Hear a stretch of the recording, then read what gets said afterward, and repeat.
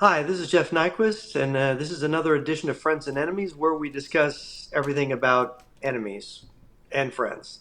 And with me is my co host Alex Benesch in Bavaria, Germany.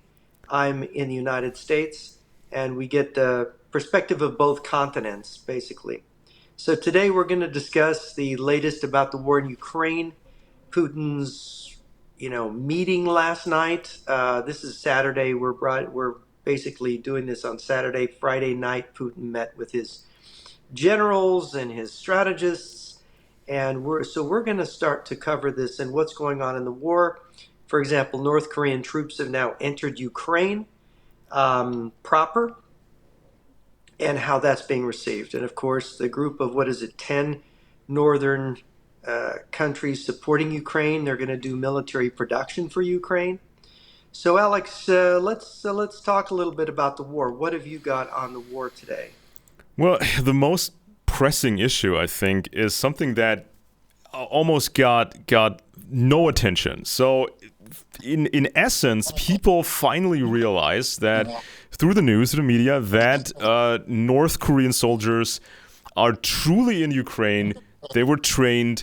They were integrated into the Russian military system. So because of the language barrier, because of the differences in training, they had to be brought into the Russian system before they're pushed to the actual front. Now, that became big headline news, but there is a whole nother level to this that was covered but barely got any attention, and it's about the rotation of these Korean soldiers that have been deployed. Now, it says here, Dmytro Ponomarenko, Ukraine's ambassador to South Korea, told Voice of America over the weekend that the current number could reach 15,000, with troops rotated out every 2 to 3 months. That could mean about 100,000 North Korean soldiers serving in Russia within a year. So that number is 100,000. Anonymous sources familiar with the assessments of some G20 nations also used the 100,000 figure in conversation with Bloomberg. So then they talk about what Russia is actually paying for these soldiers. South Korean intelligence estimated Russia is paying about $2,000 a month for each soldier. So that's $22 million for 11,000 troops. It's unclear how much money will actually end up with these individual soldiers. Probably not much, but this is the rotation. So everybody's initial thought was, well, these guys are going to be shredded to bits in a month. So who cares, right? It's just 10, 12, 15,000 people. They're going to be gone soon. But no, they're being introduced into the battlefield. They get the experience. Then they get rotated back. A new group comes in, and that group gets rotated. And within a year, a total of 100,000 North Koreans will have served in the war, can be redeployed. And some of these guys, some of these Koreans, they can instruct other Koreans on Russian soil, on Korean soil, and get them up to speed. Alex, a couple of comments on this. I don't necessarily believe the Russian reporting or the reporting from North Korea or China about this. Look, a brigade or a division for many of these countries, they take attrition in combat and they get filled up. That is, they take replacements. So you had this throughout World War II. It's a standard thing, Korean War. Units take hits. You have a logistical system that puts in new equipment when equipment is lost, new men. I would rather bargain that they do not want the North Koreans or anybody to know the level of casualties. So this idea of rotating is a way to cover the fact that North Koreans may be dying. So they're scamming the Koreans, as the individual soldiers. They're not supposed to know about the losses. North Korea is a scam, and the reason North Korean troops look, why do you use really young people in war? Because their bodies are harder. They're not as soft. Their muscles are good. Their knees don't give out. Reflexes.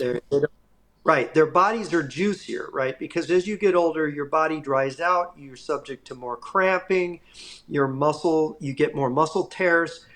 The demands of combat, the demands of training are such that you need younger people. Well, the thing about North Koreans, and of course their birth rate and how many people they have, and the difficulties, the hardships of North Korean life. North Koreans they are acclimatized to a very hard life, to very poor rations, to very great physical labor. And so when they put them in the army, it's nothing to them. Because when I remember, I grew up soft, right? I'm an American. I grew up in Illinois and California as a kid and in the suburbs, and I go into Marine Corps boot camp and I think, wow, this is Whole the nother most world. difficult thing I've done, right? Is that we're constantly drilling. We're exhausted all the time. They give us 5 or 6 hours of sleep every night, so you're sleep deprived. You are really forced to, we're doing day maneuver courses, and we're doing the agility courses, and and so on, and we're doing 3 mile runs all the time. And my training was in August, so you have Black Flag days. I mean, it's really hot. They got buckets of ice water and ambulances because people are literally they're ready to die of heat exhaustion. I mean, you run out of water in your body and you collapse and your heart stops. And that's the most common way of dying in training, by the way. I don't know how it works now in the Marines, but back in the 1970s, when I was doing boot camp in 1978, that's the way it was. And so, but for a North Korean, boot camp might be easier in terms of the difficulties than what they have to cope with in their daily life. Hmm. Because in boot camp, they're being given regular food, which they may not have been able to get They have a in their purpose. civilian life. Right. They have a purpose. They have this regimentation. There's order. There's regularity to it.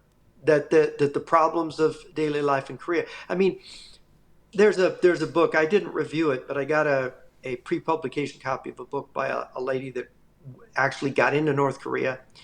And the book begins by saying, the first thing you notice in North Korea is there are no birds. Hmm. Why are there no birds in North Korea? Because the North Koreans ate them all. That's Yeah. how bad it is for food. So you got And these they North eat the Koreans, food that they're the going birds would eat. There's no, anything. They would eat anything that the birds would eat. right. And the North Korea, I mean, I remember I saw the briefing by the top Marine general, and I had dinner with him that night when I went to the 2 day conference on North Korea at the George Bush Center in April of 2001. I went as a correspondent for WorldNet Daily. And I remember the Marine Corps General's briefing. The first thing he did is he put satellite photographs of the Korean Peninsula taken at night.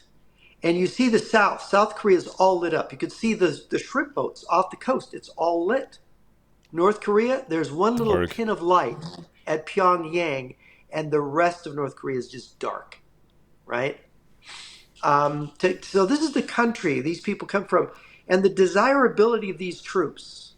When your life is that hard, your will is when you are soft, your will is not quite as defined. So these North Korean troops, they're good troops. I believe that's my assessment. Now they may have poor weapons, but give them better weapons, give them better training, give them decent officers, which they may or may not have, and they could be ferocious troops with the ingenuity and the will to do things that maybe the Russian troops, as poor as they are, as Yeah. poorly trained, as poorly motivated as they are, because Russians, since the fall of the Soviet Union, there's been a Europeanization. This is one of the reasons, by the way, the Russians prefer to use Central Asians, Muslims, people that aren't European or Right. There's Europeanized. a bigger It disconnect. isn't, right. And people are saying, well, they don't want St. Petersburg or Moscow, the families there, to experience the hardships of war. That's part of it, sure. But, and of course, they're having to draft these people now. They're having to pull these people up. But the other people who have a harder life, make better soldiers. And that's part of the Yeah. reality. And even And if they so get this, to, yeah, even if these go ahead. soldiers get only a fraction, just to make that quick point, even if these soldiers or their families get only a fraction of that money which Russia is paying for these soldiers, that changes these Koreans' lives. You know, the lives of their families. So that's the difference between making the normal amount of money and making 10 times that money or 20 times that money. Yeah, poor, your poorest people. You look at the Roman army. It was made out of Roman peasants, and they were hardy. They made better soldiers. You're going to get people from the elite who are used to a higher standard of living, who are softer, who are not engaged in physical labor all the time. Combat is physical. You're moving around, you are ducking down, you're Yeah. crawling through things, you're leaping over things. You have to move fast to survive.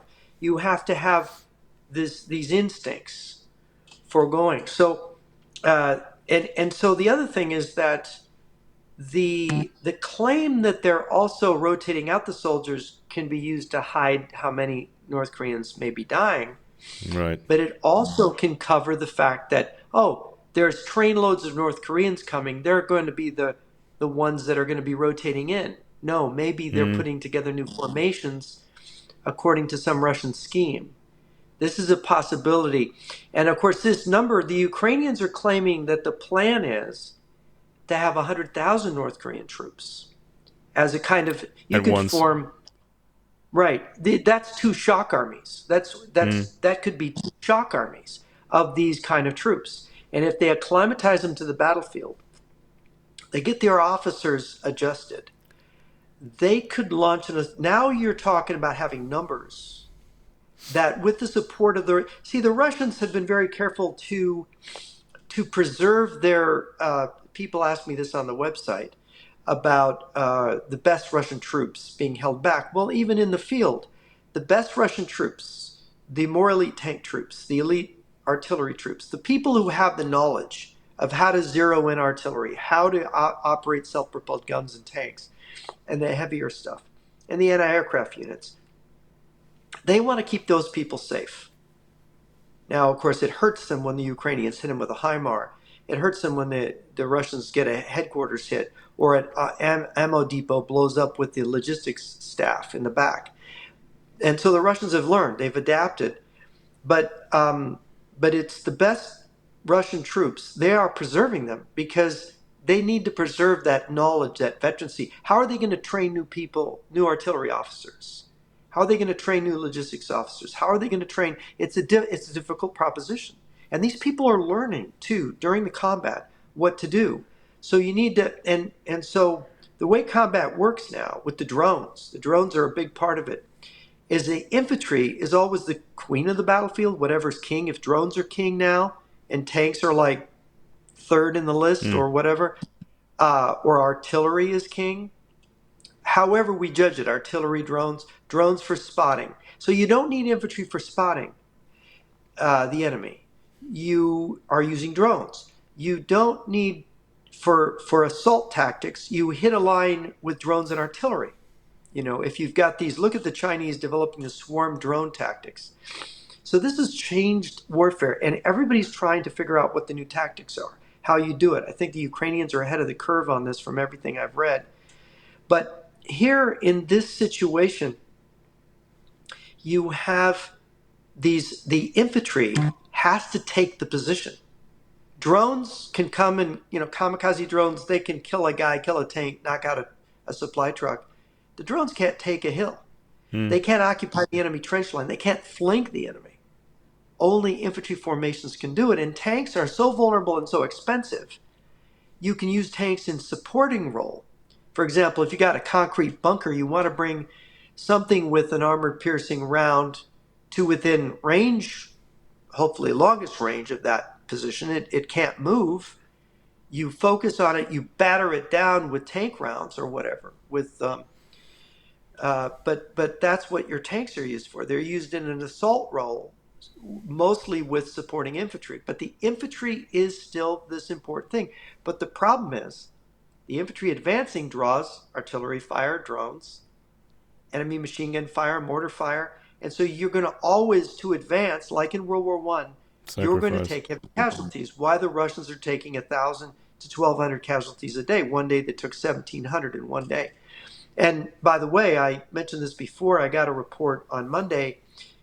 The North Koreans in the Kursk sector, they ambushed a Russian formation and just By heavy accident. Russian casualties. Yeah, we don't know the casualties. It was friendly fire. They mistook the Russians for Ukrainians. Hmm. Well, they look the same. Oh, they all Hmm. look alike. We just Yes. opened fire. But there's going to be these things to work out because now you're dealing with two armies, the North Koreans with their language, the Russians with theirs, and communication problems. But they're going to be working all that out. And they're going to have ways of signaling who they are so they don't end up with these friendly fire incidents. But the more you can form a continuous front with North Koreans, the less that will happen.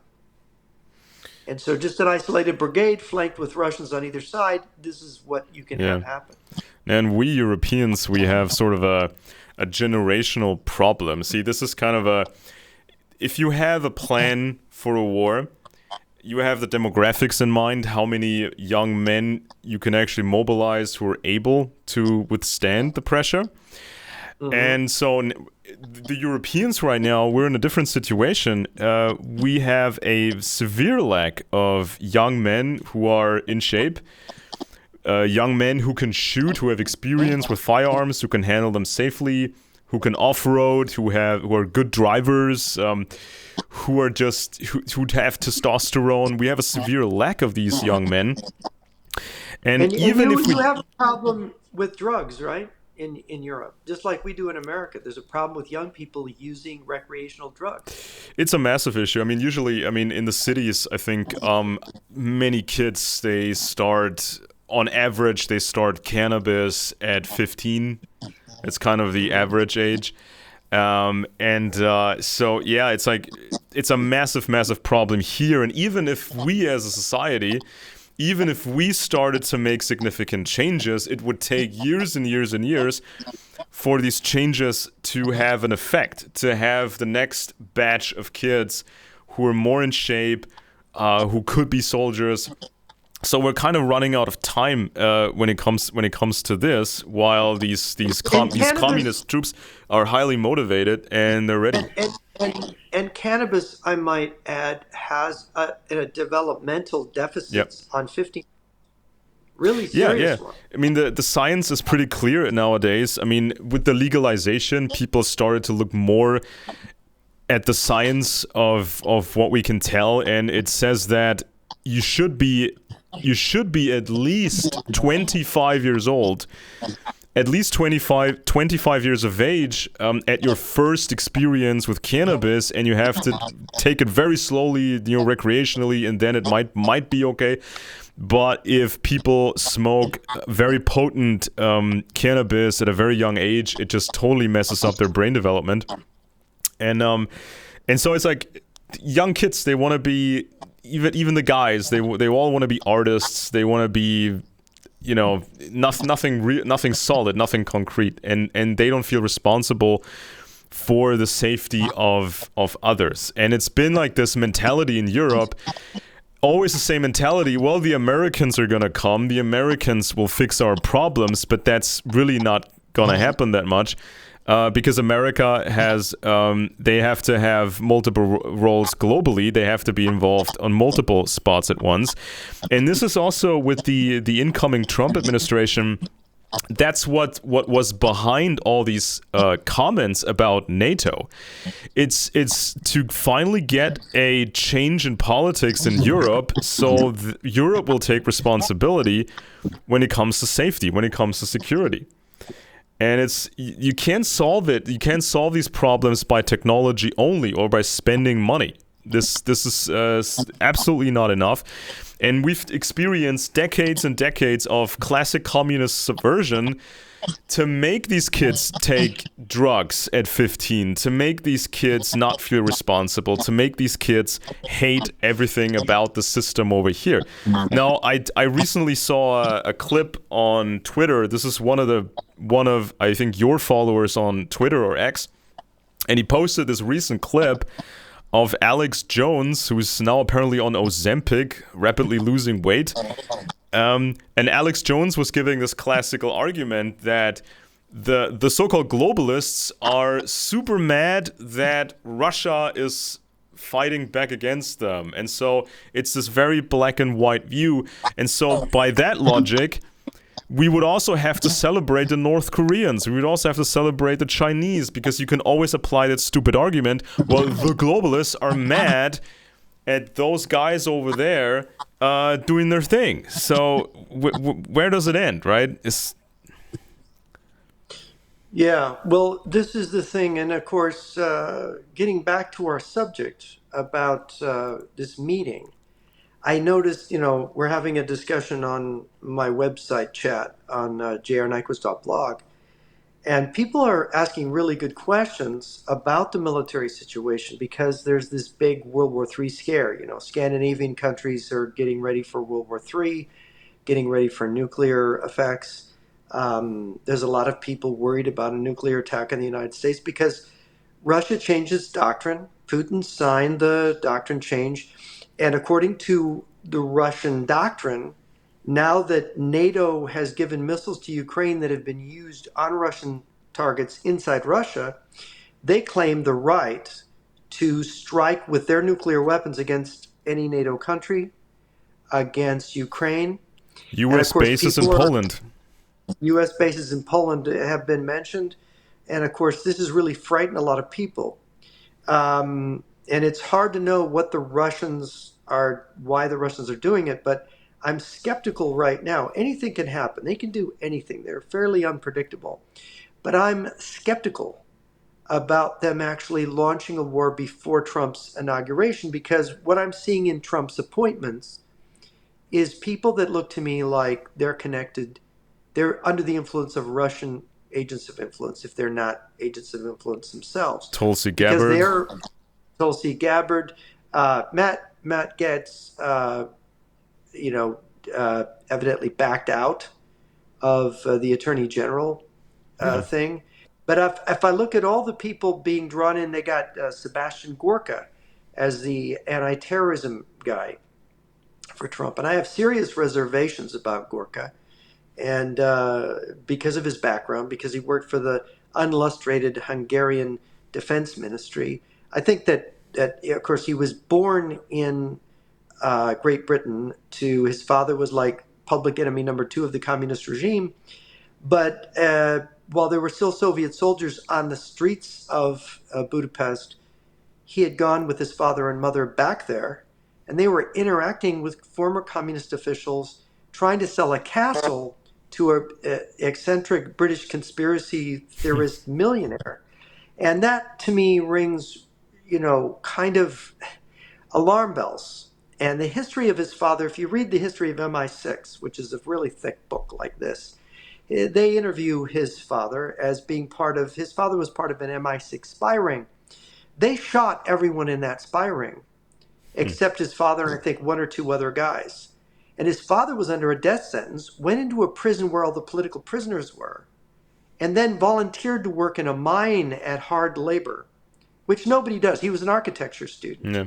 So there's these things, and I've talked to former Gulag prisoners, former East European prisoners, and people in Czechia and people in Russia and other former communist countries, and I read out this history to them, and I say, "What do you think about this guy?" And they say, "Well, I have serious reservations about Sebastian Gorka's father." So I don't, Sebastian Gorka could be a good guy, but don't give him a high security clearance. Don't put him Mm. in the administration. I studied his background because he's one of these guys that when you watch him, you can tell he's been trained. He's trained on how to hold his body, how to speak, how to hold perfectly still, which means that he's trained on how to mask his body language. Oh yeah. And that troubles me. And he was in Hungarian politics associated with anti-Semitic groups. And again, worked for the unillustrated Hungarian Defense Ministry, according to sources that you can find online. The left has attacked him. But see, this is an appointment that troubles me, just like Tulsi Gabbard appointment Mm. troubles me. And I think there is this, why would the Russians start a nuclear war when they have got Trump in this position where they've already infiltrated around him possibly? And I don't know if these people are just influenced by other people or how it works. We don't have decent counterintelligence in the United States, and certainly not for political people. They're kind of off limits. You're not supposed to investigate them. The FBI doesn't investigate communists anymore anyway. So we have the Democratic Party here is kind of like a communist party, really, because in the Communist Party USA tells their people just vote Yeah, Democrat. like there's been press reports obviously about some of these new cabinet people. They're tied, for example, to Project 2025, and we've briefly talked about this in a previous show. I read the 2025 program, and it's just very normal Heritage Foundation material. There's kind of an aura of old school anti-communism in there. But as you just mentioned with the example of Hungary, it's become more complex now, because back then, if people voiced communist opinions or they have communist contacts, this is something you could immediately identify and start investigating. But when it's communists infiltrating right-wingers, especially across borders, then it becomes harder. Then it's not enough to just have the aura or the smell of old style real anti-communism. You have to take it to the next level as well, because when you look at Hungary, this is what people need to understand. These high-level Soviet defectors, they basically explain to us how massive amounts of troops would enter Hungary and then walk through Austria right to the doorstep of Germany under a pretext, and have these troops at our border, then make a nuclear threat, and then the Russians expected the German or West German government to just capitulate. So, and then you get into all this... A giant flanking movement through a neutral country. Austria is not a NATO country. It's neutral. Yeah. And there's this whole rat's nest of right-wing, extreme right-wing conspiracy groups in Hungary, in Austria, reaching into our Germany here, and it's always cross-border, and they all sound the same. They all say the same things, what everybody in the target audience expects to hear. But many of them have these curious connections to Russia and are sympathetic to Putin. Exactly, and it's like there was this one case, for example. This was used to be, until a couple years ago, this used to be a major German payment processor. So this was an upstart company in Germany that wanted to be the next PayPal. They wanted to be a major partner of Facebook. They wanted to basically be a partner of these American companies or surpass these American companies, right? So it was called Wirecard. And Wirecard, they were pretending to make profits, which didn't really exist. And the guy running it had these Russian connections, and now his grandfather was just basically, the guy who ran Wirecard was exposed as a Russian agent recently, and this guy's grandfather used to be a Soviet agent back in the old days. So this is the craziness that's going on over here, and now they're even talking about, in Europe, limiting the movements of any Russian diplomat. So if you're a Russian diplomat in Hungary, you can only move around Hungary. If you're a Russian diplomat in Germany, you can only move within Germany. You cannot ever cross borders, because the whole network of these pro-Russian, pro-Dugin, right-wing conspiracy groups, it's all infested. And so it's not like you can just copy old-style anti-communism. You have to adapt as well. You have to evolve it. And I just briefly mentioned Alex Jones. Now, when Alex Jones says these countries over there are the good guys now, they help us against the evil Western elites, that's the exact same argument which the left used back in those days. The left said, we need the Russians to fight the evil capitalists over here. We need the Russians to win. Yes. And in fact, Trump's World War III speech before the election, Trump was saying something like, Russia's not a threat. Russia's not against us. What's against us is with the bad people are the warmongers in Washington. And that really troubles me because who put that idea in his head? This is straight out of Soviet propaganda from the 1960s, and 50s. It's just the same old thing. And I might point out that when we're talking about these right-wing figures, that Yuri Bezmenov, if you remember his interviews, which Yeah. kind of went viral online, he did these interviews in the 1980s with G. Edward Griffin. G. Edward Griffith, right, and G. Edward Griffin, I think is his name. Yeah. And so, and he says in there, he goes, no, the left, they're useful idiots. We don't need to infiltrate the left. The whole idea is to snuggle up to the right. And he talked about how they did it in India. And then you look at Modi and you look at what's with the Indian conservatives and how easily penetrated they are, how they don't have proper counterintelligence in India. The same thing is with us. So the right in America, the big mistake that many Americans make is that they listen for the ideological, they agree with me. These people agree with me. And the problem is that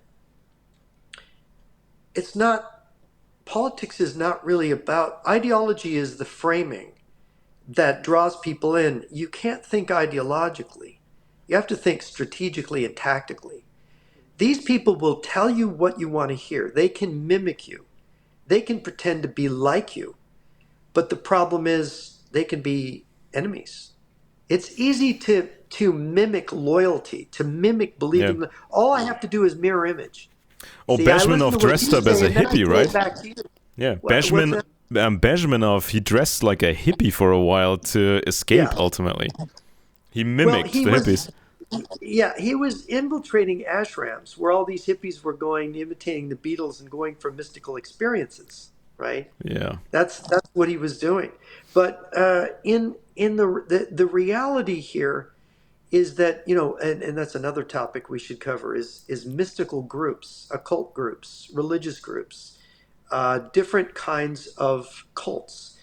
They have always been, and you've mentioned this before in your intelligence history, they're ideal for recruiting people, false flag recruiting people to be foot soldiers in your intelligence wars, to doing various tasks. They don't even have to know who they're working for. They belong to the cult. They believe in certain gurus or whatever, and then they're usable. Oh, here's an example. Here's an example. It's about Tulsi Gabbard and her husband and a cult from India. This has also been covered by Newsweek now, but they're not the only ones reported on it. It says here, Tulsi Gabbard previously championed liberal causes like government-run healthcare, free college tuition, and gun control. These issues were part of her 2020 run for the Democratic presidential nomination, blah, blah, blah. In 2022, she left the Democratic Party and initially registered as an independent. Becoming a contributor to Fox News, she was vocal on topics such as gender and freedom of speech, became an outspoken supporter of Donald Trump before joining the Republican Party.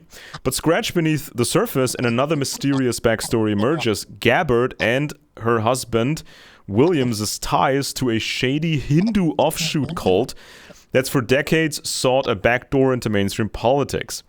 Critics have branded the secretive group called the Science of Identity Foundation, SIF, as intolerant of women, gays, and Muslims while treating its reclusive leader, Chris Butler, as some kind of all-powerful deity. And so murky ties to Butler's group, which straddles Hawaii and New Zealand, as well could complicate Gabbard's bid to secure congressional backing for a senior cabinet level post as Trump's top advisor for his key decisions on national security. So the husband, a part Maori, part Samoan filmmaker and surfer from New Zealand, he's kind of the link to that cult. They were married in a traditional Vedic ceremony on the eastern shore of Kahalu, Hawaii in 2015. And it's kind of they called it a new right-wing version of the Hare Krishna movement. You know, the guys with the orange dresses on. And so the Hare Krishna movement exploded across America in the 1960s and 70s. And now they have a new right-wing version of it. And Well, Gabbard is... what is a Bernie girl like her doing in a right wing Vedic cult? Yeah. I That's mean, really weird. yeah, but we Is talked there a about... consistency there? Well, we talked about this in one of the shows that we did. I don't exactly remember which one it was. This was about some of the classic occultists talking about the East and the West meeting, people who kind of bring together these worlds. They spend time in India, and it's like some people were tied to intelligence, and some of these groups that we talked about in that show also tied to India. Some of these groups, they tried to infiltrate the American military and the American intelligence community, even getting close to someone like Major General Albert Stubblebine, which I actually got Yes, to meet. we I spent a we few weeks. talked about. I spent a Yeah. few weeks with this guy, and over the years, I finally kind of pieced together the story of that man. And I suspect that he was very depressed after Vietnam because of how the war went, and he didn't know at the time that the level of infiltration, the level of communist infiltration in America played a big part in sabotaging the American war effort. So Stubblebine didn't know that. He was very depressed, and then he got into this Eastern cult movement that was gaining traction in American military and intelligence circles. And that's when Stubblebine, who was a classic anti-communist, who was just a very patriotic guy, this is when he became a bit foofy, you know, talking about special powers, passing through walls. They had this handbook, they called it something like the First Earth Battalion handbook of creating the new shamanic super soldier that doesn't fight with weapons and all that kind of stuff.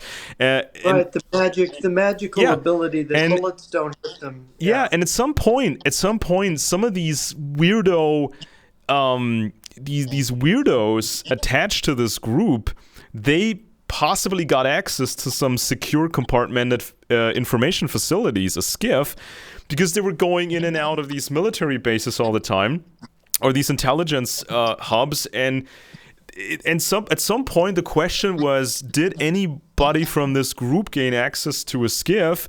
And that's when it became an issue in the higher ranks of the military, and finally Bert Stubblebine left the military early, and he became very bitter, and he married a very esoteric woman.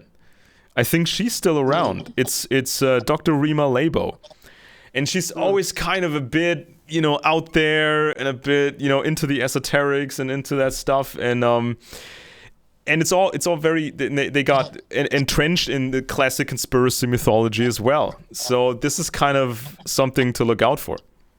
Well, I think going back to Nebuchadnezzar, going back to the Emperor Tiberius, rulers have used psychics and astrologers and people who have a talent for seeing ahead of things, people who have a kind of clairvoyance.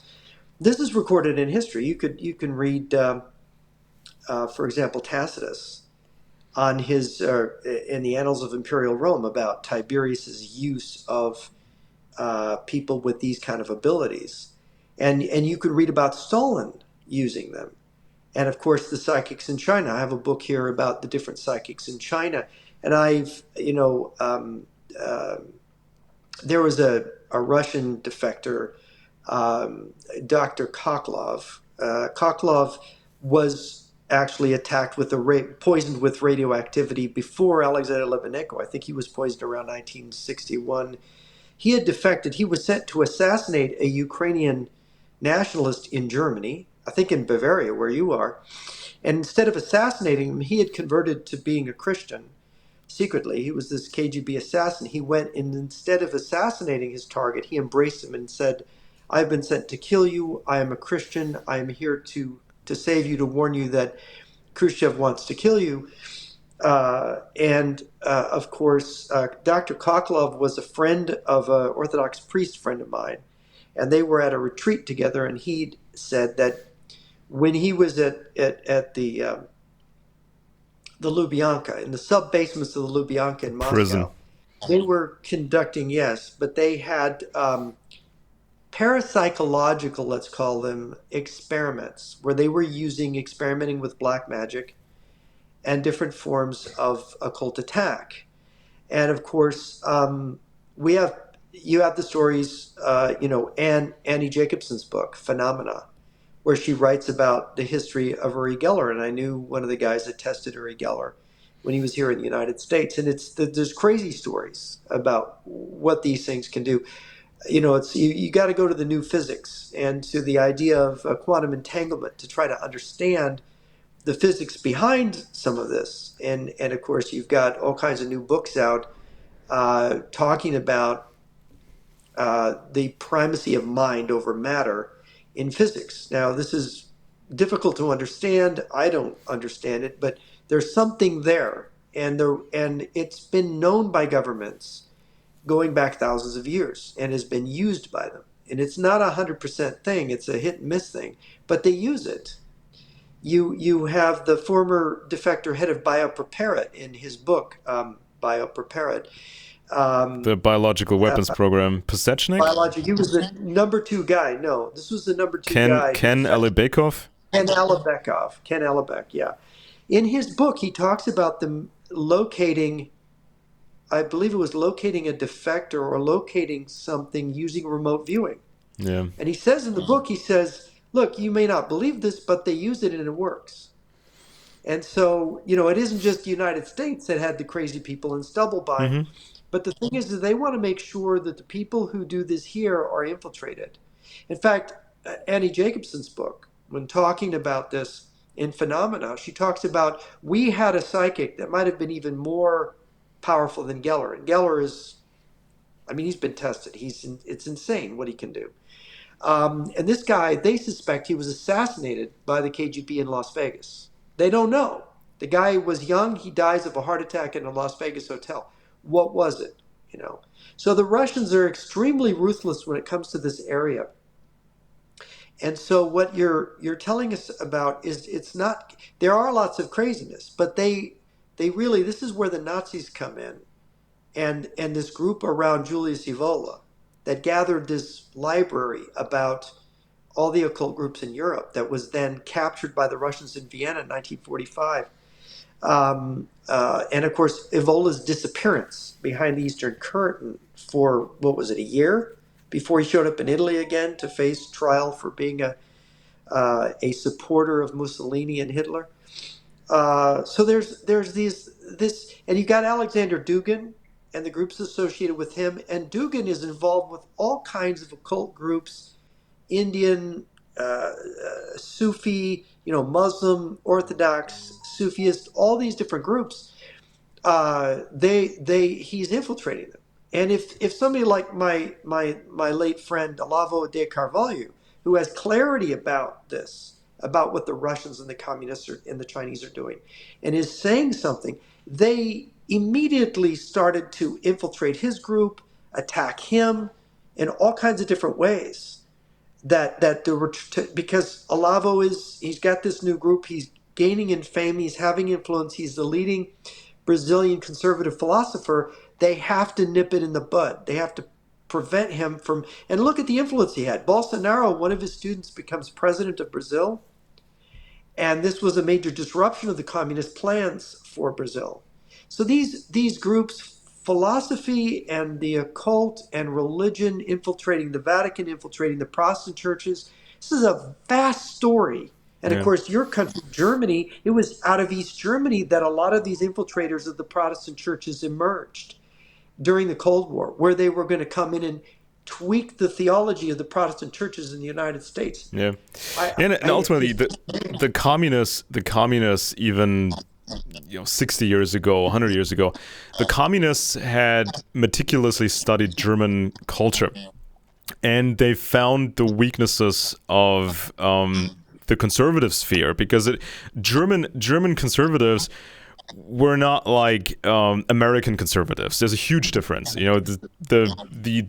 American spirit is different. The republic, the concept of an actual republic, was very, very different. So the German conservative mentality was super backwards. It was so problematic that the communists immediately knew how to turn the youth against the established system, and so they were introducing all kinds of stuff from all kinds of places, and the youth would just eat it up. And especially when they started smoke cannabis early, try out different drugs, psychedelic drugs, young people would immediately get into these groups and try that stuff out. And by trying out these groups and signaling that you're a member of such a group, the rest of German society would ostracize you. I mean, if you walked around with long hair at a certain point in time, if you were dressed in a certain way, if you talked in a certain way, the general population, the general, especially conservative population, they would outright hate you, which would then push you further deeper into that cult that was cultivated by communist agents. And here's another thing about Tulsi Gabbard. It says here, Tulsi Gabbard was briefly placed on a Transportation Security Administration list that prompts additional security screening before flights after her overseas travel patterns and foreign connections triggered a government algorithm earlier this year, three sources familiar with the matter told CNN. Gabbard was quickly removed from the list, a little-known program called Quiet Skies, after going public with claims she had been added to a secret terror watch list. And so, this is an algorithm. This is something that the intelligence community has been using for quite a long time. And now, of course, there's more data. These algorithms have gotten better. They can learn. They're, artificial. We can almost call them artificial intelligence, but it's still just an algorithm. They can find patterns that a human analyst can see. And so the way the communists used to do it, they would have these fake chance meetings when the travel patterns of two people would seemingly accidentally cross, but there was a plan behind it to arrange a meeting when both these people were at the same place at the same time, roughly. Now, in recent years, this game has gotten a lot harder for the Russians in Europe because of these algorithms, and they're mostly American algorithms. So the Europeans are so infiltrated, they don't even get to see into these American algorithms, but the Americans, they watch over us. The Americans use their algorithms, and when there's a match, America will contact different authorities here in Europe and say, there's something really concerning about that person. You should really share with us more information about that person and look into that person. Because these algorithms, they can do things human analysts cannot do. yeah, and you got to hope that the enemy doesn't hack into Yeah, those algorithms and change them so certain things aren't found out. or evade them. Um, right, and evade them. These are all important points to keep in mind how complex the war of moles and intelligence and infiltration has become, because that is the primary war that we're in before it goes all out kinetic, which it could happen. People are worried. Going back to Ukraine again and Putin's meeting, I wanted to touch on the reaction to Putin's last night, his war meeting, what he's going to do, and the Topol M's coming out with their 1 megaton warheads. This has been given publicity by Hal Turner. And we had a little discussion before the show about Hal Turner. You have some information about him. I want to say that my friends here, a lot of my conservative friends, really good friends, they pay attention to Hal Turner.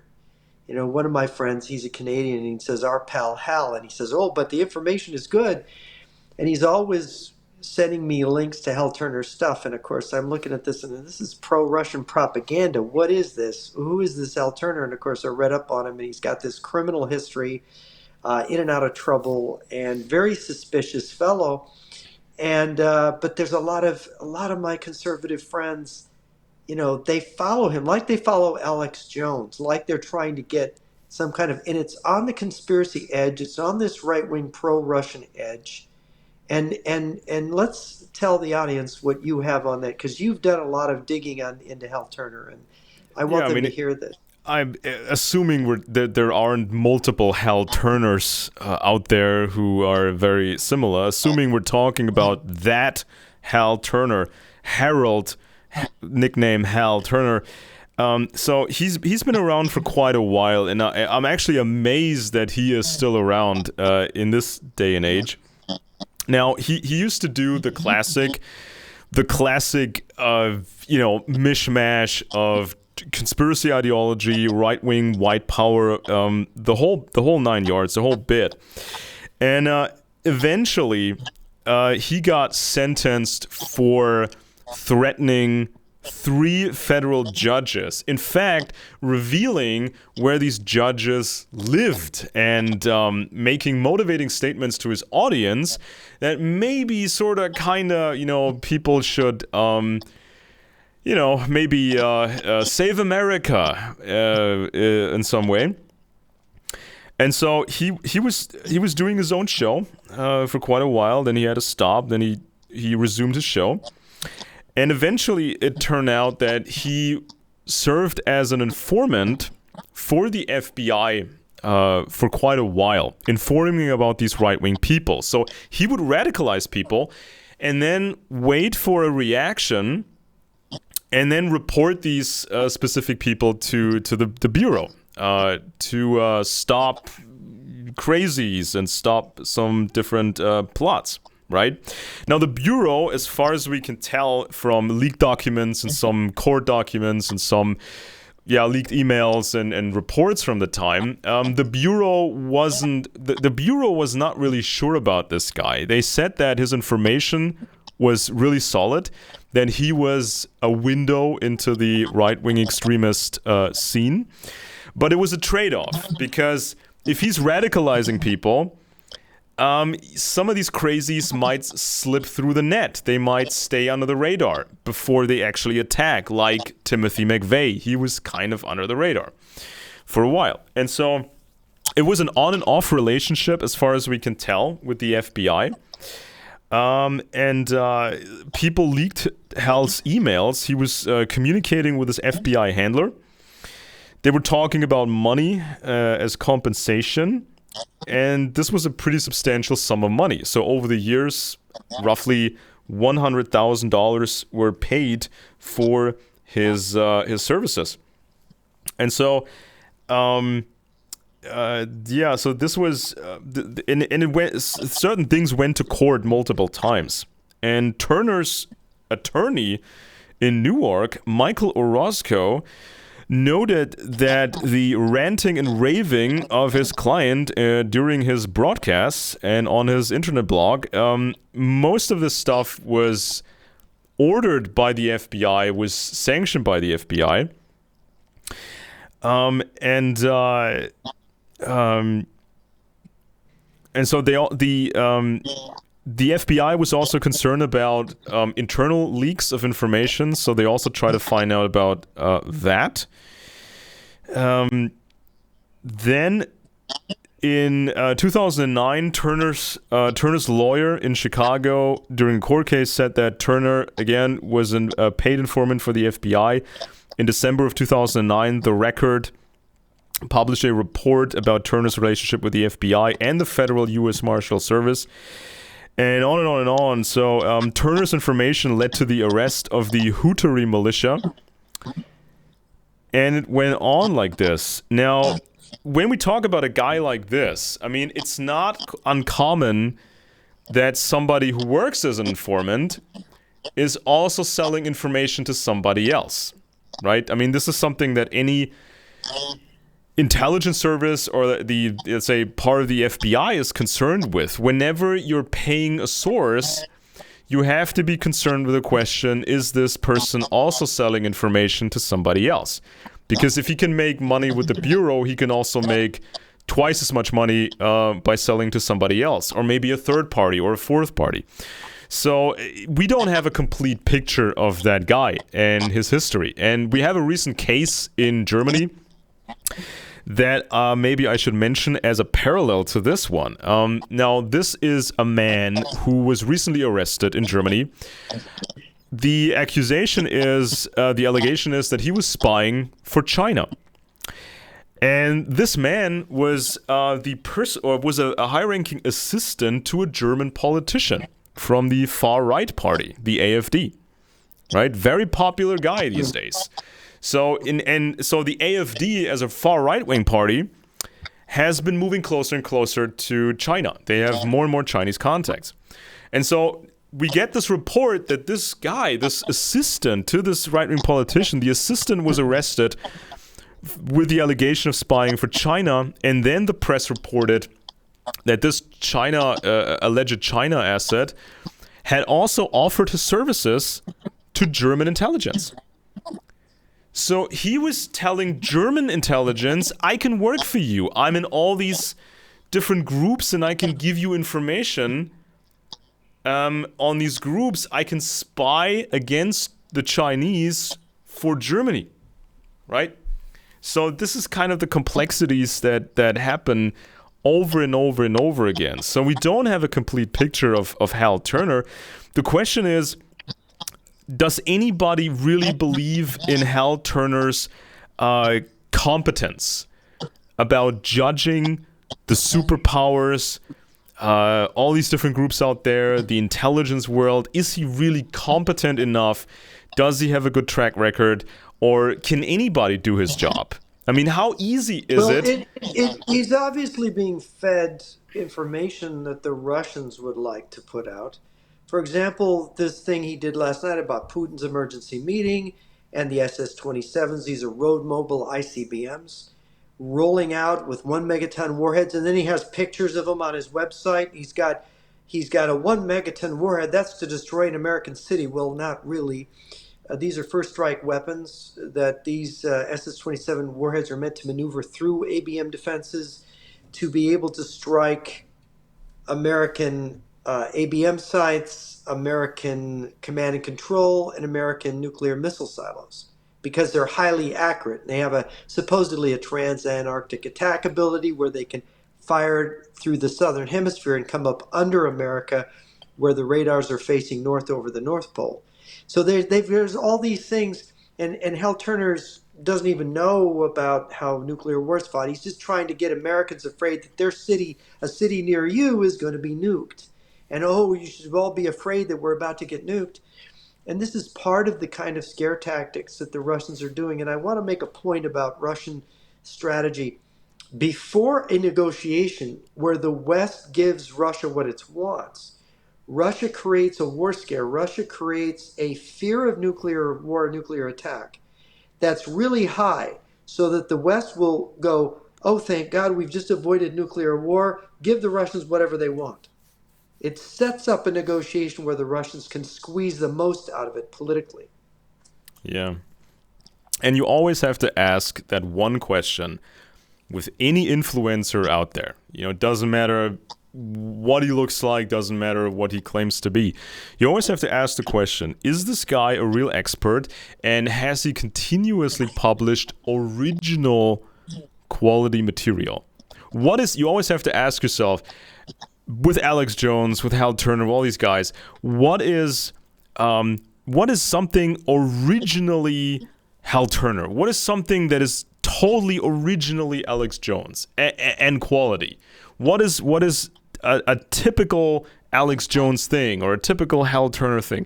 And you're always struggling to come up with something, because it's always just, all this very average, very random kind of run-of-the-mill stuff that you're getting from these people. There's a lot of emotion, and they take some personal risks with their job to get famous, and they do this for a long time. But what can you remember anything original from Alex Jones besides maybe the infiltration of the Bohemian Grove, which was almost a quarter of a century ago? That was the last thing I remember to be somewhat original Alex Jones. And I And can't that think. was really original. Look, if you read John Ronson's book, Yeah. Them Adventures with Extremists, Ronson was the guy that got Alex Jones, helped smuggle him in there to take that shaky video he took.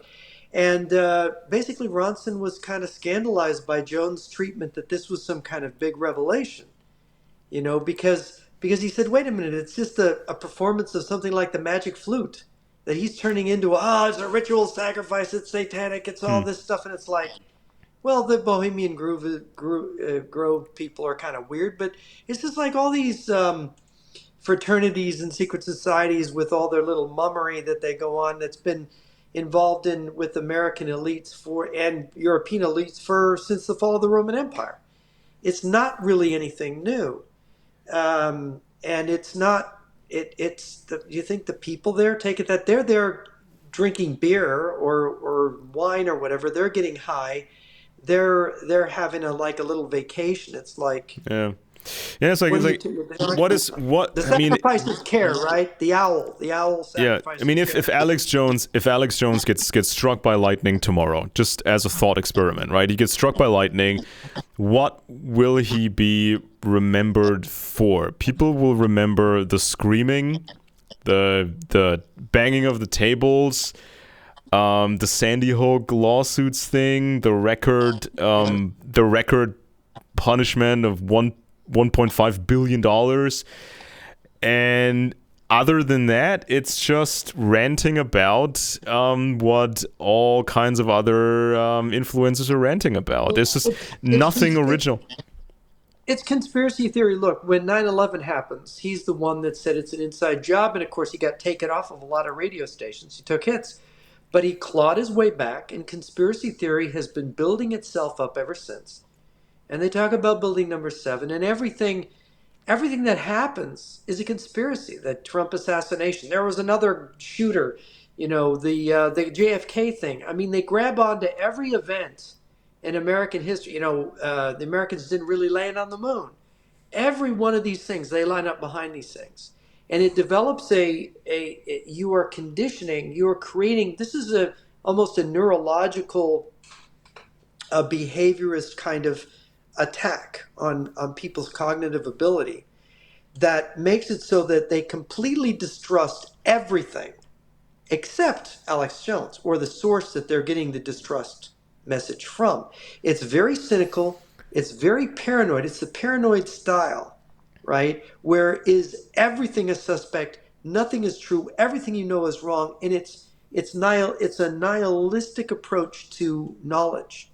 So that when I appear before these groups and I'm giving detailed information. I on my blog, and when I talk, I cite the books that I'm talking about, the defectors, and people listen to this and it goes right by them because they don't believe anything unless it aligns with this level of paranoia and But suspicion. what about? I mean, It's, what? I mean, I think these influencers, they are praying. I think they're really praying every day that it doesn't go serious with the Russians, that it's all gonna work itself out in some deal, and then they can go back to talking about the Illuminati and gays and trans correct. people. But because the moment it gets really hot, I mean, it's already hot. I mean, there's a big war, biggest land war in Europe since 1945, right? It's huge already.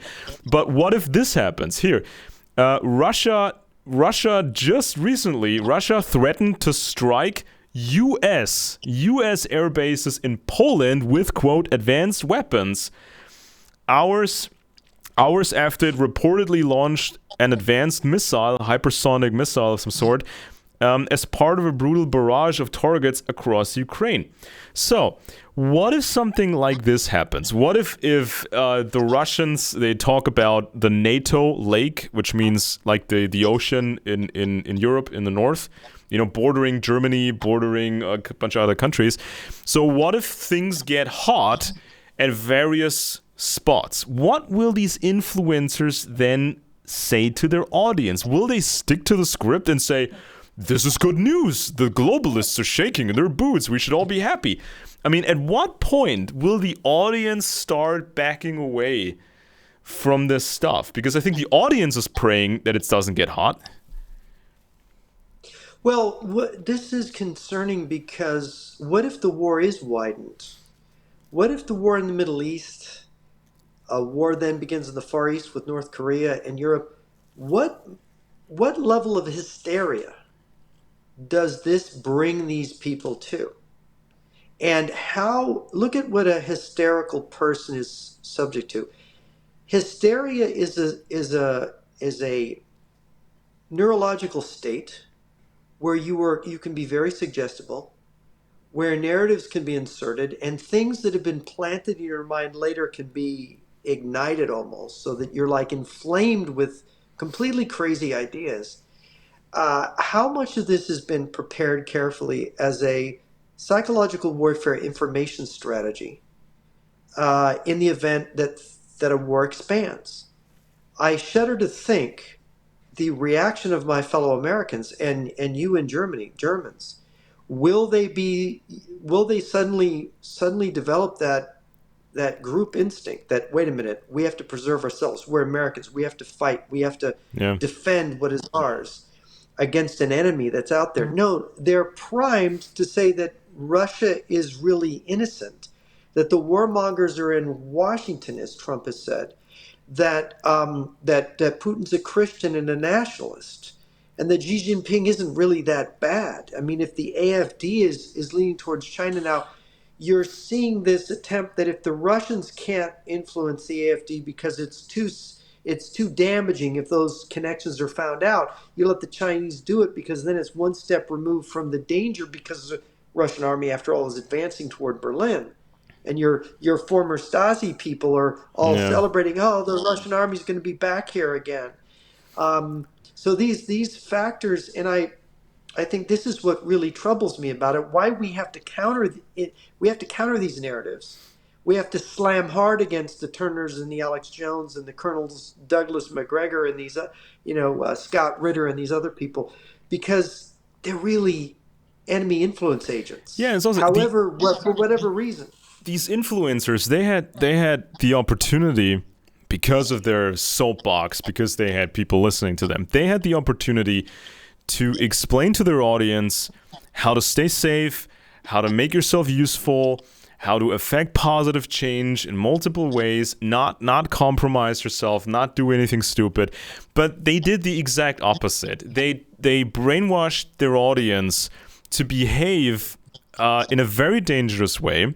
And I think some people in the audience, and even some of these influencers, some shady politician types, all over the place, Europe and America, some of these people with the same mindset of, with the help of these influencers, some of these people have already triggered some of the toughest laws that exist against foreign influence, espionage, subverting the United States. There's so many very clearly defined legal norms, right?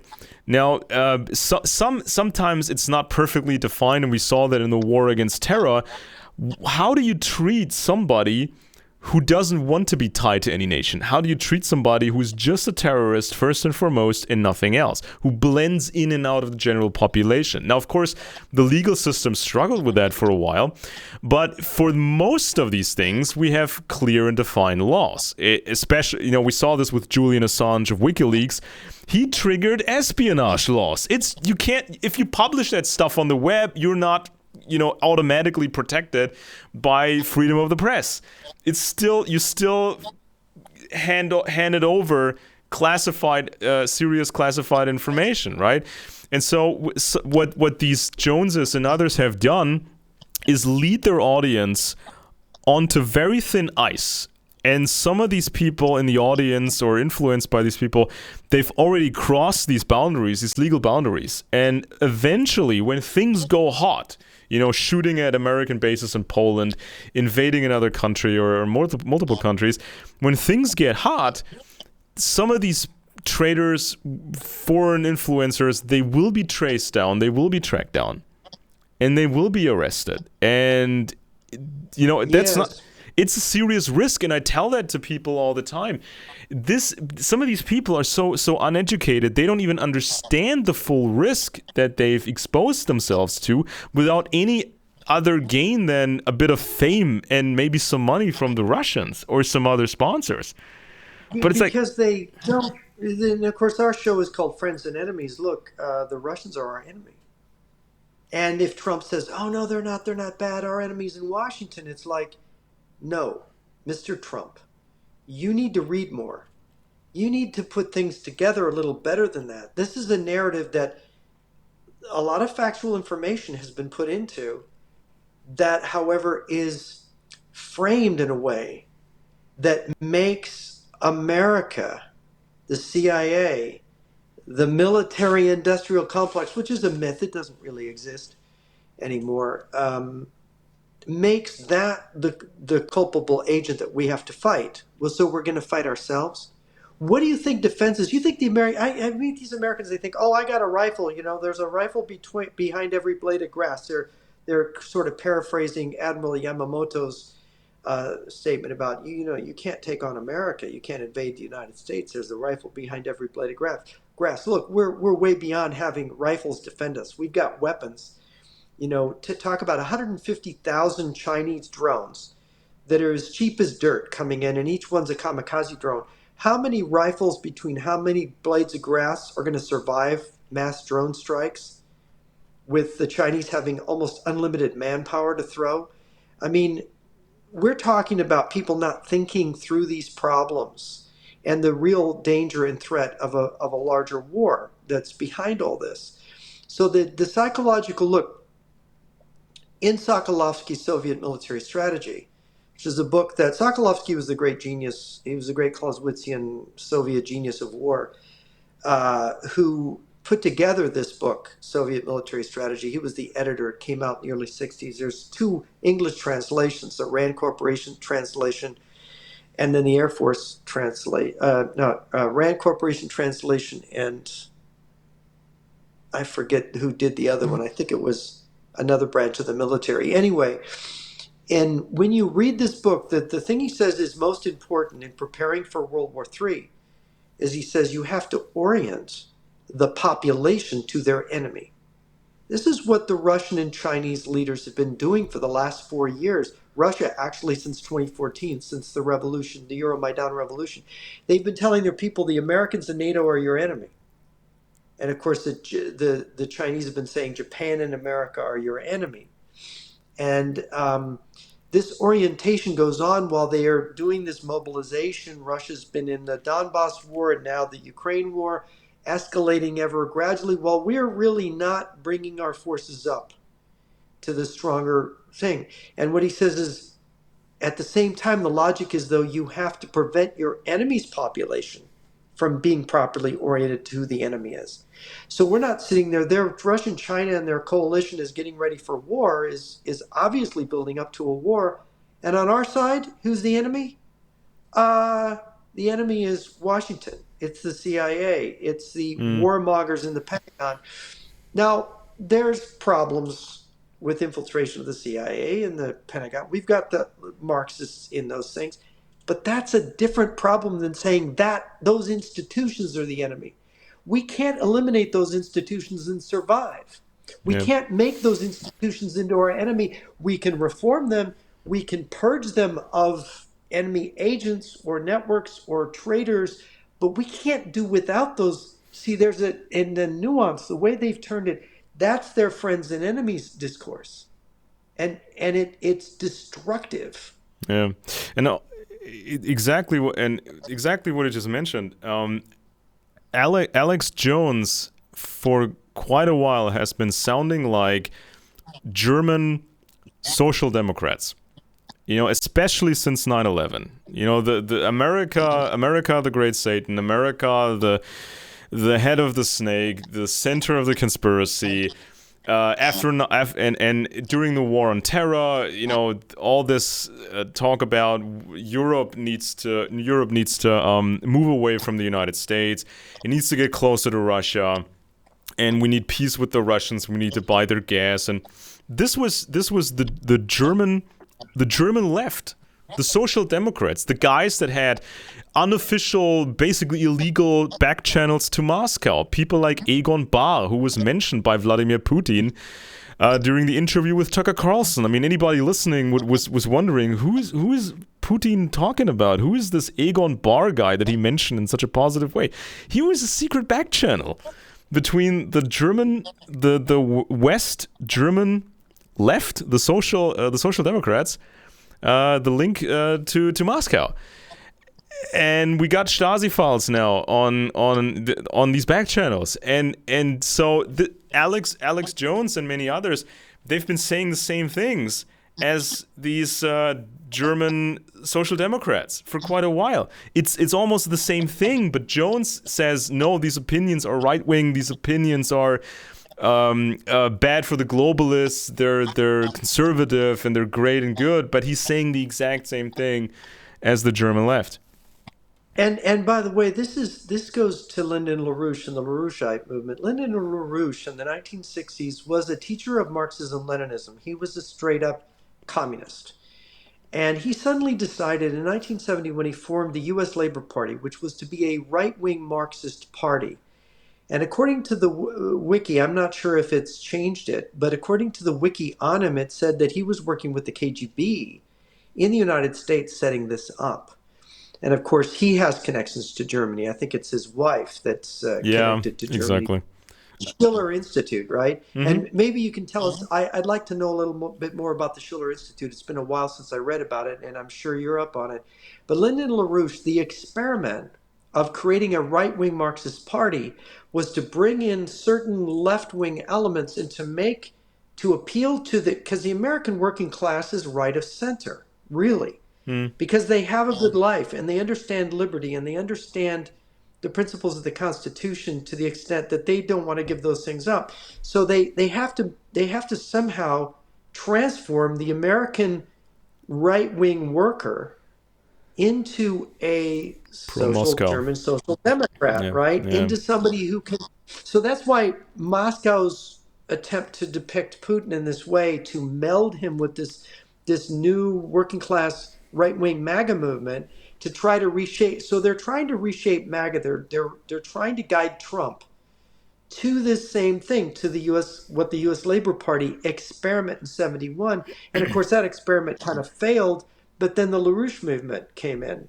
And LaRouche was an agent of the KGB, I believe, all along. So why don't you tell us about the Schiller Institute and how LaRouche and his wife are connected to Germany, East and West? Yeah, so a couple of years ago, I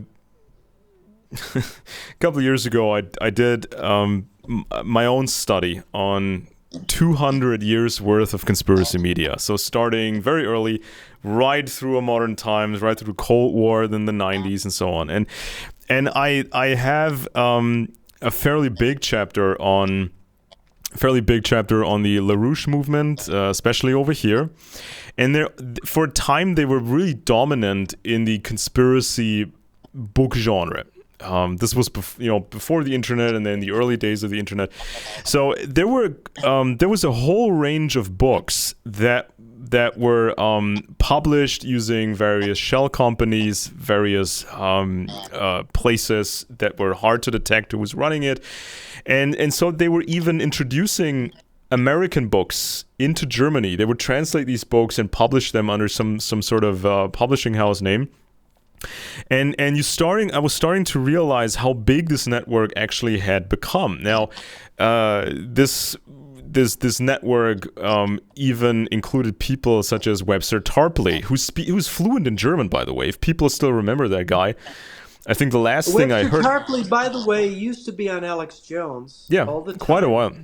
Pretending to be a right winger until he stopped being on Alex Jones and he shows up at a socialist communist conference in the United States talking about how Trump is going to be Trump is going to be this guy who breaks up the right and we're going to be able to exploit Trump.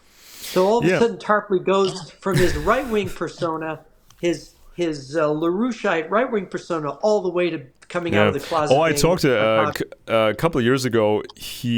A couple of years ago, or many years ago by now. Tarpley, I mean Tarpley. Every once in a while, he was in Germany, so I ran into him You mean at you some place. physically met him? You met him in person? I met him. I talked to him. He's fluent in German, by the way. He's fluent in German. I think he studied in Italy for a while, and he was kind of getting into becoming this investigative reporter type. And doing something about the Red Brigades in Italy and something or the other. But he's fluent in German, and I talked to him, and he was praising Hillary Clinton back then. To me, he was a big fan of Hillary Clinton back then, and yeah, he talked about he wanted me to go to he wanted me to connect with his network. So he was just saying I should meet this person, I should meet that person, and I recognize these names because they were quite popular in Germany at the time, in these alternative circles, whatever you want to call it.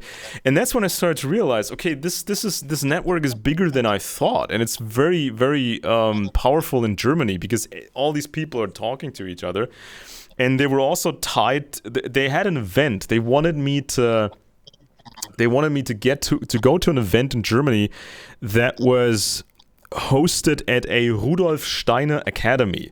He's kind of one of the biggest names in German theosophy. The esoteric. Right, Rudolf Steiner, yes, a very Yeah. famous sort of esotericist in Yeah, it Germany. was kind of I think they called themselves the Anthroposophists or something, kind of the offshoot Anthrop Posophist or something or the other. Anthroposophy. Yeah, right. Kind of And an in fact, offshoot that of was theosophy. yeah, and in fact, that had its connections to the Nazi movement going further back. Yeah, because there was kind of a left-wing theosophy and a right-wing edition of it, kind of bringing these things together. And so he was really trying to recruit me for his network. I should meet this guy. I should go to that event hosted at a Rudolf Steiner Academy. And he's fluent in German. We're talking, and so over and over again. Then I realized when Tarpley used to be on Alex Jones's program, there was another regular guest from kind of the same orbit was Daniel Estulin. He wrote a book about the Bilderberg Group, which sold a lot of copies. And Daniel Estulin, he claims his father was in the KGB or something. And Estulin is tied. He's a regular guest on, or was a regular guest on Russia Today, and he's really connected to these people. And so it was when I read Daniel Estulin's book on Bilderberg, he was quoting a lot from this John Coleman, who wrote the Committee of 300, which is essentially an old myth. There was never a committee of 300 Jewish families running the world, but Yeah, this was this is right out of the protocols of the Elders of Zion, isn't it? right, and it was kind of a myth created by a Russian count of some sort, Spiridovich or whatever his name was. He kind of came up with the myth of the 300 families, and so then I realized, well, wasn't Coleman the source of Esalen? Wasn't Coleman always accused of lifting material from this LaRouche magazine called Executive Intelligence Review? And there were others like this. Some of these authors, they apparently ripped off articles from the Executive Intelligence Review, the LaRouche Or publication. they were getting this information from a common source. Yeah, and They so were part there of were a common there were these pool. these I think, and there were these animosities in the conspiracy within the conspiracy movement. So, for example, I think Coleman had a really big argument with Bo Gritz. Now, Bo Gritz was also a conspiracy author, but I think he had a real history in the American military. And so a lot of people really didn't like each other, and there were accusations thrown around that authors were just stealing from the Executive Intelligence Review. And I sampled a couple of articles from this LaRouche publication, and they got into some. They always wanted to have sources, and they always claimed to be a bridge between the East and the West. And there was there was an interesting episode regarding the LaRouche movement, and it's about a member. It's about a member of this LaRouche circle, and he was, if I remember exactly, I think this one LaRouche guy was the brother of the German head of interior intelligence at the time. Mr. Hellenbroich was his name. Let me just pull that up real quick. So the intelligence guy was called Heribert Hellenbroich. He was head of the Interior Intelligence Agency in the 80s. And I think his brother was part of the LaRouche. Yeah, exactly. So Hellenbroich, head of German intelligence, Hellenbroich's younger brother, who's called Anno Hellenbroich. The brother was the second vice president, or one of the vice presidents of the European Workers' Party, which belonged to the LaRouche movement. So one of the highest LaRouche guys from the European Workers' Party. The LaRouche guy was the brother of the German head of interior intelligence. That's how crazy it gets. And that's just a portion of the craziness of the LaRouche movement over here in Germany. Yeah, and of course, what I notice is that when you go to Germany and the United States, there's a crossover with some of these subversive right-wing groups, and also Canada, I would add, and Great Britain. The English-speaking world in Germany, there's these cross connections, so that it's very interesting comparing notes with you, with what you know about it's going on in Germany.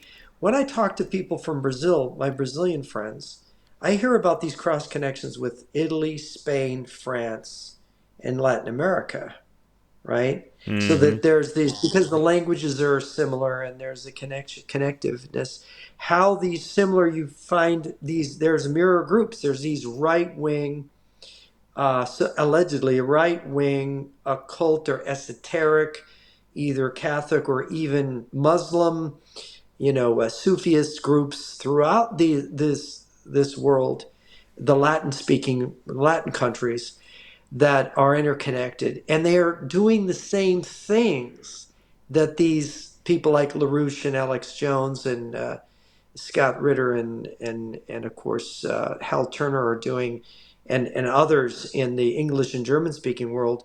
They're doing the same thing in the different Latin speaking countries in Spain and France and Portugal and Brazil and Italy. So you have, this is when you talk about how big the network was in Germany, how this Mm-hmm. surprised you. When I talk to people who've really looked into this from Brazil, people who speak Portuguese and Italian and French, they're describing the same formations Hmm. in these countries that we're talking about right now in the English and German speaking world. Same Yeah. thing. Yeah. And but when we talk about crazy, there's I barely remember this story. So there's at this one, when I ran into Tarpley, I also ran into this other guy, and his name eludes me right now. I think he's from America. He's also spent considerable time in Germany. Maybe I can still find that, because that's like 20 years ago. And so this other guy, this American guy, I think he's in a wheelchair, and he's kind of from the same circles as Tarpley, but I think they hate each other. They really hate each other.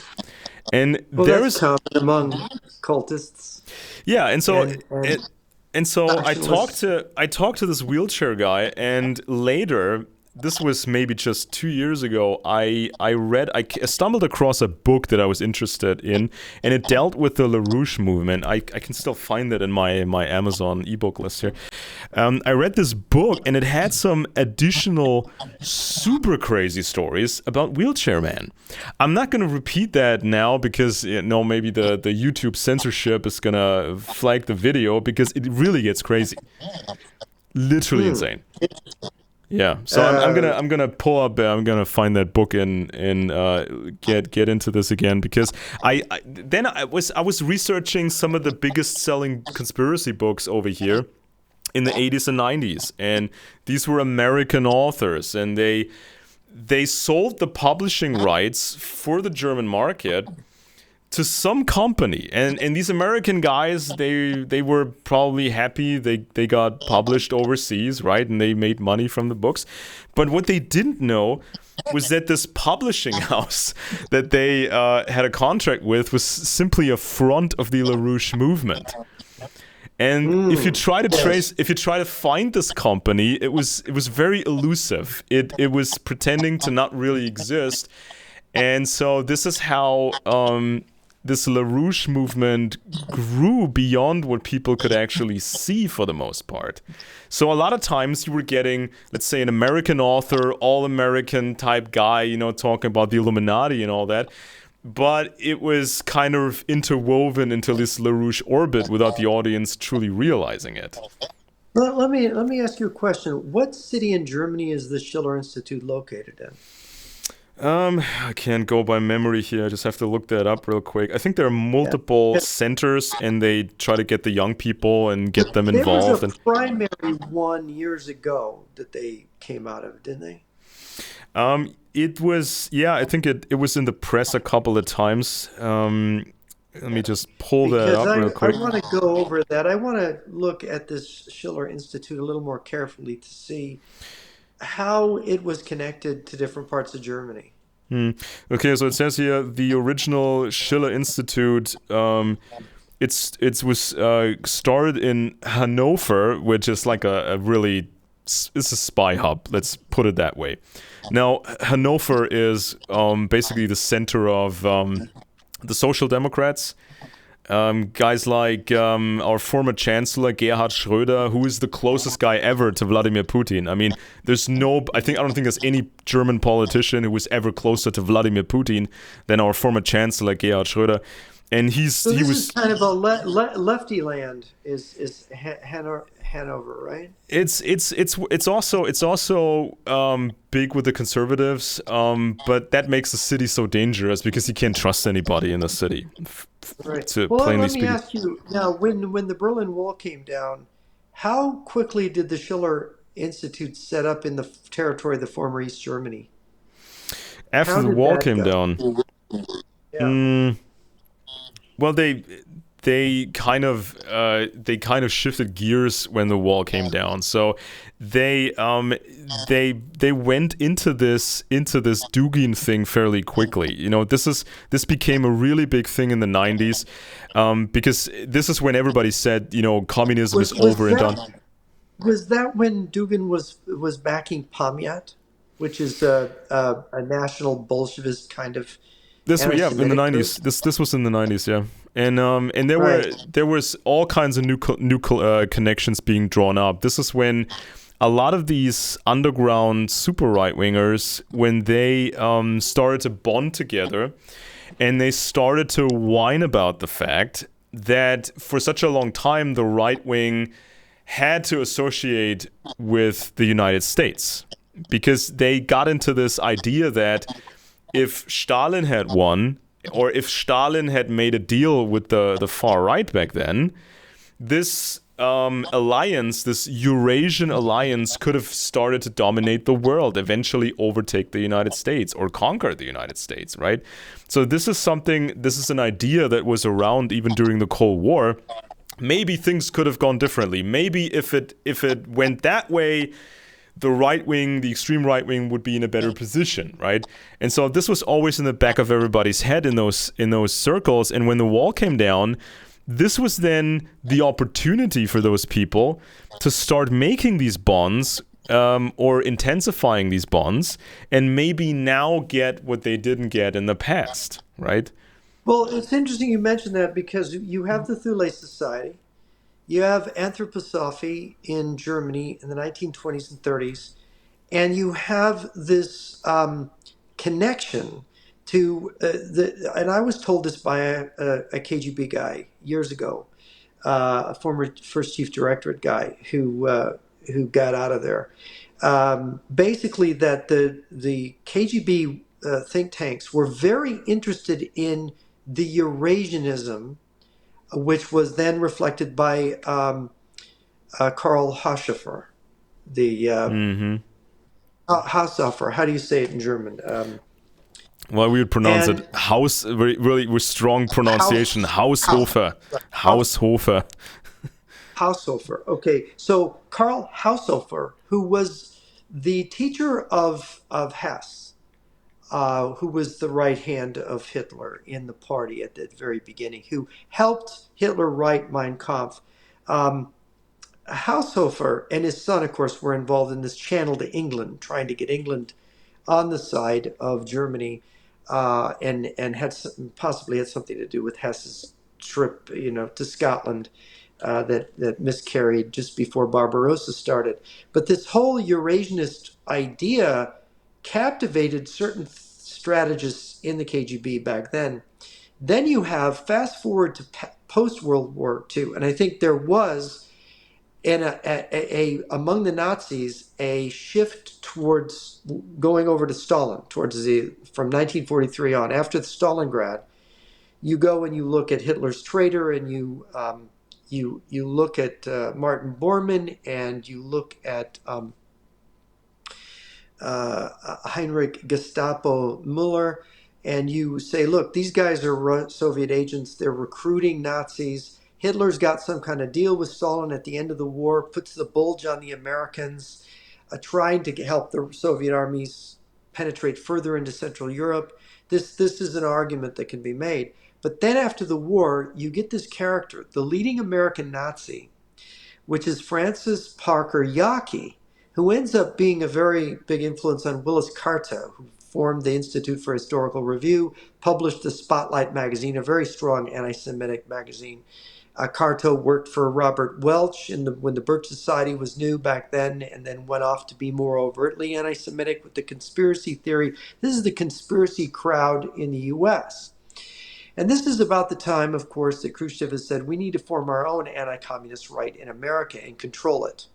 Khrushchev made a speech about this in 1957, which was the year before the Birch Society was formed. So you have this infiltration of the right is then, and Francis Parker Yockey, who I believe got arrested at the Oakland airport in 1960 and committed suicide in a San Francisco jail. Yockey had traveled to Fidel Castro's Cuba. He'd traveled to Nasser's Egypt. He'd been in East Germany behind the Iron Curtain. And he had adopted the exact identical Eurasianism of Haushofer. He was talking about that and saying that now Russia is the Eurasianist homeland of the Aryan people. It's really Aryan. It's not really communist anymore. The communists are already defeated. The Aryans have taken over inside the Soviet Union. Francis Parker Yockey was saying this within right-wing circles in the 1950s, and there's a very interesting biography on Yockey called Dreamer of the Day, which needs to be integrated into what is known about what he said. He'd written this book called Imperium before that, but he definitely came under the influence of Eurasianist ideas. And now Dugin is like fleshing it out, putting sophisticated philosophy behind it, talking about Heidegger and Nietzsche, and he wrote the fourth political theory, right? After liberalism and National Socialism and communism, trying to create some kind of hybrid ideology, claiming to draw in all these right-wing elements. This is and Dugin is using these groups. Dugin is connected. That you have mentioned this connection between Dugin and, of course, the LaRouchites. It's no minor connection, because he's connected to all in the Latin countries. in Italy and Brazil and Spain and Yeah, France do and keep there's presences there as well. yeah, and there was a very worrying. Well, it's not even, you can't even call it an incident because it was much bigger than a single incident. Now, this was during the Cold War when when NATO had this idea of creating stay behind armies, right? This was not just called Operation Gladio. They had different programs with different names, and some of these people recruited for these programs. Some of these people were from the far right. Now, of course, they were screened and everything, right? But this was supposed to be a very, very secretive network to be activated in times of war, in times of a Soviet invasion. So, because the idea was the Soviets would try to advance very quickly. This was in their military doctrine. Just make advances very, very quickly. And so, if that happened, NATO would already have a stay behind network in place. It was already there. They had secret caches of weapons and explosives and specialized. And by the way, that's very important for cutting the supply lines of the advancing Yeah, Soviet tank army. Yeah, exactly. And very so much so. they also had these custom made radio devices made by the German company Telefunken. And this was all hidden in various places to be activated, and these stay behind networks were required to recruit new people in case of a Soviet invasion. So if you had, let's say, a couple of thousand people already in place, they could multiply their numbers fairly quickly because these people were required to know other trustworthy people to recruit them later into this stay behind army. So thousands of people could then quickly turn into tens of thousands of people, maybe into hundreds of thousands of people. They were expected to radio information to Britain and get supplies parachuted in from Britain or smuggled into European mainland from Britain. So this was kind of the basic idea behind Operation Gladio and some other programs. Now, eventually, after the Cold War, it turned out that the Soviets pretty much knew everything about Gladio and these other programs. They knew everybody who was involved. The Soviets could have murdered these people in their sleep right on the eve of the invasion. Just completely annihilate the stay behind network outright before it gets even activated. So then some of these names started to pop up again in the 90s. Like, for example, the name de Grossouvre from France. Now, the old Grossouvre was a pretty big, important figure in France, conservative, and he was involved in overseeing the French version of Gladio. And so then I think he committed suicide or something, and then his son, the younger de Grossouvre, he became a fixture of the new right-wing movement, which was moving closer to Russia. So this is kind of getting into this whole problem of how infiltrated the right wing was even during the Cold War, when the Soviets knew everything about Gladio, and then some of these right wingers connected to the Gladio programs. Some of these right wingers, then the younger generation, they became hooked into this Dugin Eurasian stuff. So this is what the Americans had to deal with over here. Yeah, and it's you got to be very sophisticated to understand how this works and to see the connections, and that's one of the problems. I think, Alex. I don't know how long we've been going, but we've been going a long time, and we've covered an awful lot of ground. I think this is one of the best discussions we've had interconnecting all of this. Don't you think? Yeah, it's like when you're dealing with these subjects and circles, they always try to put a new face on it, a new face to it. If you dig if you dig deeper, it's always the same stuff. It always leads back to the same inner core, but they can always dress it up in a different way, because the foot soldiers, as you described them, that they use, they always have a new generation of young kids, 20-year-olds or 20-something-year-olds, Right. a new generation that they recruit and they put in front of an audience. But there's these older guys, with the LaRouche people and these networks. There's always these older guys pulling the strings of these younger guys.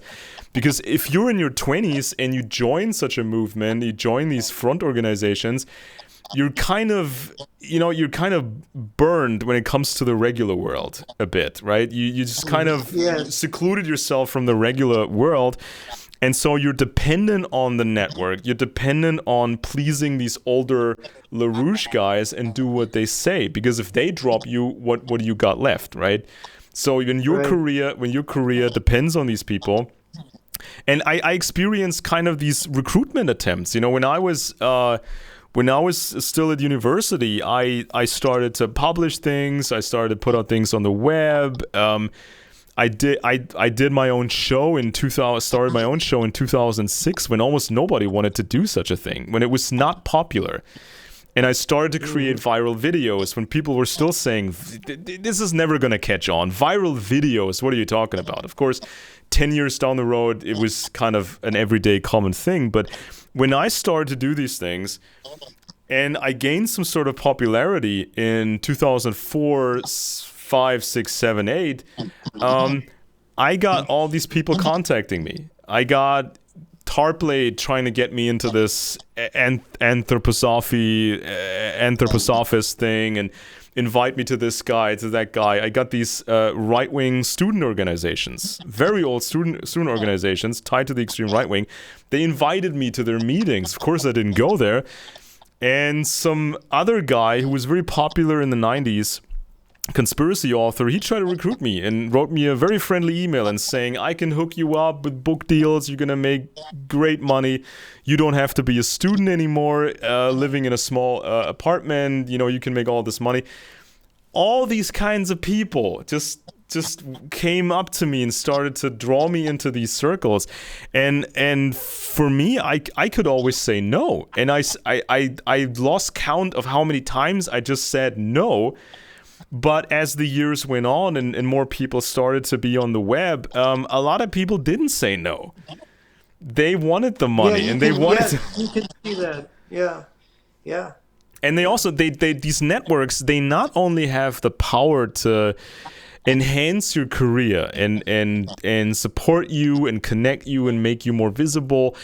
They not only have the power to build you up, they also have the power to target people. And this, of course, has happened to me since. This, of course, has happened to you.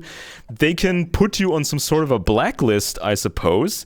And then their whole network starts to say, oh, these guys are horrible. They work for the Illuminati. They work for the globalists, whatever, and the Jewish conspiracy, and they would just your wiki page. They can take your wiki page down and try to diminish your profile by changing the Google algorithms, which I think Google is a communist, somehow infiltrated company.